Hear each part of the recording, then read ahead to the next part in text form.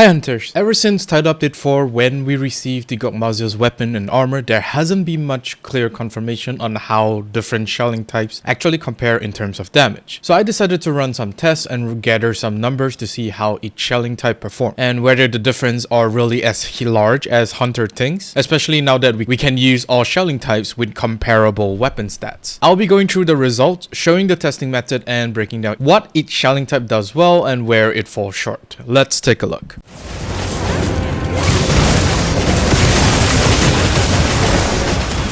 Now, we all know that Gunlance has 3 shelling types, normal, wide, and long. According to the in-game weapon guide, normal shelling has the highest capacity with 7 shells, and that is essentially its defining feature. Wide shelling is described as having more powerful shelling and vibrant fire, but it comes with the lowest capacity at 3 shells. Long shelling, on the other hand, is said to have more powerful wormstick cannon and a capacity of 4 shells. That is basically how the game presents it, and it doesn't really go into detail as to what distinguishes all 3 shelling types even more. These traits are basically known as what distinguish the 3 shelling types. But of course, as is often the case with Capcom, the in-game description doesn't really tell the whole story. For the tests in this video, I will not be using any armor pieces, so we can see the shelling damage as clear as possible without extra variables affecting the results. Each shelling type is equipped with artillery 3 and load shells 2, and all of the weapons share the same condition. The same element, which is dragon, the same reinforcement bonuses, 1 sharpness EX and 2 attack EX and 2 attack 3. We will be going through each of the Gunlance moves that involve shelling to properly compare how the different shelling types perform. Do keep in mind is that there will be some variation in the damage numbers because Gogmartian weapon can have either negative or positive affinity depending on which focus materials is used. This means that some hits may appear slightly higher or lower, but the difference should be minimal since most of Gunlance damage comes from explosions and Gunlance generally does not rely heavily on affinity. Enjoy this small montage.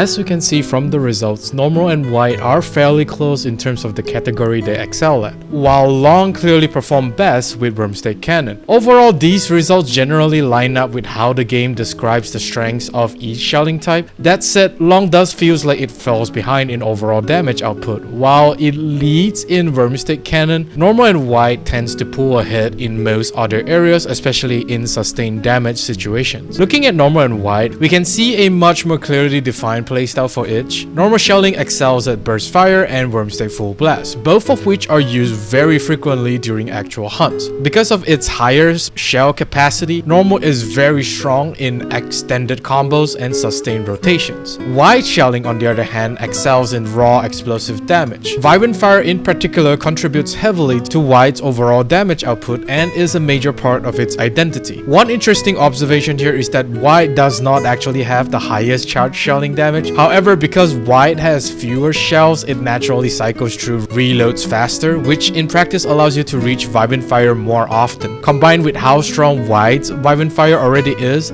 this gives white an advantage over longer hunts, where those large bursts adds up over time.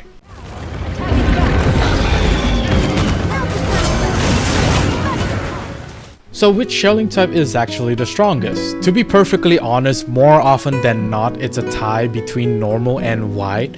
Both of them are capable of putting up very high damage, just in different ways depending on the playstyle they are built around. Normal shelling leans heavily into burst fire and Wormstate full blast, which are essentially the bread and butter tools you will be using constantly during a hunt. Because of that, normal feels very consistent and reliable in longer engagement. White shelling, on the other hand, is more about short, fast bursts of damage, allowing you to capitalize on small opening and convert them into meaningful damage very quickly. Vibrant fire in particular plays a huge role in white's overall output. As for long shelling, unfortunately based on these results, it's currently harder to justify it compared to the other two, simply because the overall damage output tends to fall behind outside of Wormstate Cannon.